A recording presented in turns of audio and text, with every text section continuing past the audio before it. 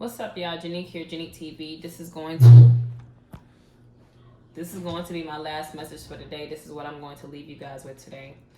God really says you can't want to be like him and want to be like everybody else. You have to recognize what side of history that you're going to be on, right? Are you going to be on the side of history that led you and led a whole bunch of other people to the road to salvation? Or are you going to be a part of the history that leads people to damnation?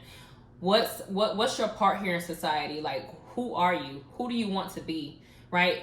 Who do you want to be for? Who do you want to be against? Why are you not using your voice? Everybody here has a voice. Everybody on earth has a voice. People kill me thinking they can't do something that another person is doing. Like, you are important too. You are a part of society. Like, you leaving 5 minutes later in your day could impact a long line of people. You know what I'm saying? Based off the interactions that you're going to have with those people throughout the day. Like, you affect so many other people's lives and you don't even realize it. Like, you are a big part of society. You are a big part of history, and I need you to be on the right side of it, right? God says you can't want to be like him and want to be like everybody else. You know what's crazy is, like, I hear people all the time talking about, like, oh, you're not a guy. Don't say you're a guy. You're not a guy. All of this stuff. And I just wanted to hold off on that because I as I come to read the Bible and I understand the Bible more and I get deeper into it, God reveals more and more things to me, right? So I held off on that, speaking on that until I actually got confirmation. So I was given the chance to read Psalm 82 recently, and Psalm 82 really told me that we're all gods. You know, he confirmed that for me. We are all gods. We are made in the image of God. We are just like Jesus Christ. We are able to do everything that they were able to do. And keep in mind, the things that they did in the Bible are figurative, right? It's a message behind it. So it's not just like the word is not the word, right? There's a deeper meaning behind the word. The way that the words are used in a certain type of context gives you an understanding of what their real meaning is. Let me say that. So I'm going to read this, right? This is Psalm 82, by the way. So it says, God presides in the great assembly. He renders judgment among the gods, right? The gods meaning us. He renders judgment among us, right? The great assembly. That's the population. That's earth. So this is all these people, right? How long will you defend the unjust and show partiality to the wicked?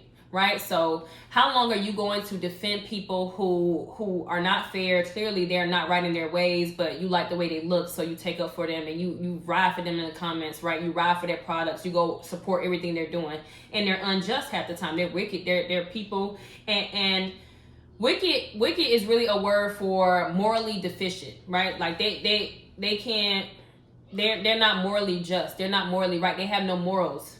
They're spiritually immature. So that's what I'm saying. So defend the weak and the fatherless. Uphold the cause of the poor and the oppressed, right? They uphold the cause of the poor and the oppressed. They uphold that cause. They influence the poor and the oppressed to stay poor and oppressed, right? They don't influence us to go harder, to want more. They don't influence people like that. They influence the poor and the oppressed to stay where they're at. They don't want them to rise above their circumstances and situations, right? Rescue the weak and the needy, deliver them from the hand of the wicked. So God is calling us to action with that verse, right? He's telling us to deliver, rescue the weak and the needy, rescue the people who are not spiritually mature enough to understand what's going on out there in the world, right? This is your call to action. He says, the gods know nothing, they understand nothing, right? The gods, us, we don't know anything, we don't understand anything. And really, when I say we, I'm speaking for y'all because I know what I'm talking about.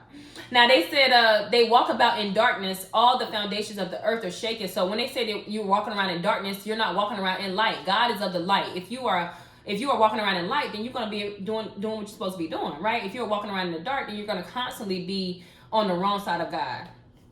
So it says, I said, you are gods. This is Psalm 82, verse 6. I said, you are gods. You are all sons of the Most High. But you will die like mere mortals. You will fall under every other. You will fall like every other ruler, right? Rise up, O God, judge the earth, for all your nations are your inheritance. So literally, he's saying, you're all gods. You are all sons of God. You are all gods. We are all. There's literally a light that God has on in our bodies right now. Our this flesh that we have that goes to the ground once we die. Once our spirit leaves us, right?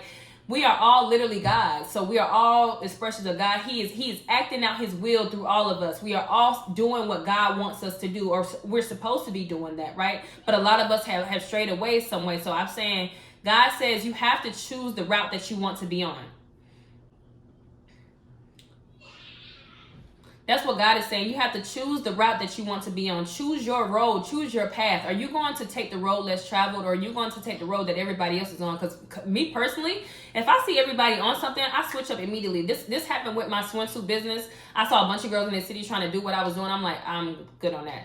This happened with even something as simple as me rapping. I'm like, why does everybody want to be a rapper in Charlotte now? Like, y'all, and it's not a lot of girls honestly, but it's like, come on, relax. Like, I don't like doing what everybody else is doing, so I always try to switch it up, but or do it a different way. Let me say that, because you are the blueprint half the time when you come out and do something, because a lot of people don't take risks. Let's just keep it real. Think about your hometown. These people are not taking risks. They're not trying anything. All they're doing is going shopping and looking good in that designer, but they're not actually making the moves it takes to sustain the life that they want for themselves. You know what I'm saying? So literally say you are all gods. You are gods. You are gods. The gods know nothing.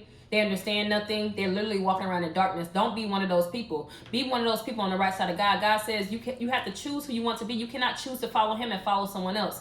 I was on a date recently, y'all, and I don't even know how we got on God. I don't even know what kind of conversation we was having. But he said, what, are you a Christian or something? I said, why? Why does it matter? He said, oh, ain't nothing wrong with that. I said, I know the God I serve. I said, what God do you serve? He said, the God of hustle. The hustling God. What? The hustling God? Who's that? I ain't worried about that. The hustling God. When he said that shocked me. I'm like, people really talk like this? This is crazy. I said, well, I serve the Most High God. He was like, okay. He laughed at me like, I'm like, you serve money or you serve God. God says this in the Bible. You serve money or you serve him. These people have a certain level to them that they can't get past, like, emotionally, because they are so blocked off, because they think that their God is money and their God really is God. So God is going to open up those emotions for you. God is going to do so many things in your life. He's going to make you such a well-rounded individual. Such a well-rounded individual. You know how the character of Ghost is on Power? You see how well-rounded he is, how he can be. He was a politician, you know what I'm saying? He was a father. He was a club owner. He owned multiple businesses, you know what I'm saying? He was in the streets. He had so many hats that he could wear because he was well-rounded. And this is not saying he was a good guy. Right, but this is speaking to the type of person that you have to be to follow God, or the type of person that God makes you. He makes you a well-rounded individual. And the story of Ghost really says something.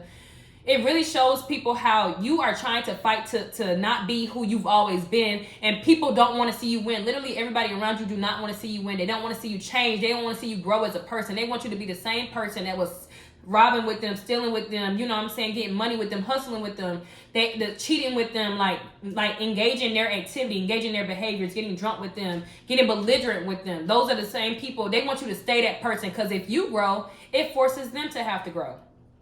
And that's really all I'm going to say about that. You know what I'm saying? Choose who you want to be in this life. This is your call to action. Choose who you want to be. You can choose. This is your choice. Stop caring about what everybody else thinks and make the decision to be yourself, or be who God called you to be. My name is Janique. This is Janique TV. I hope you got my message today. I'm glad I was able to get it off my chest. I will see you in the next video. Thank you for watching. Peace.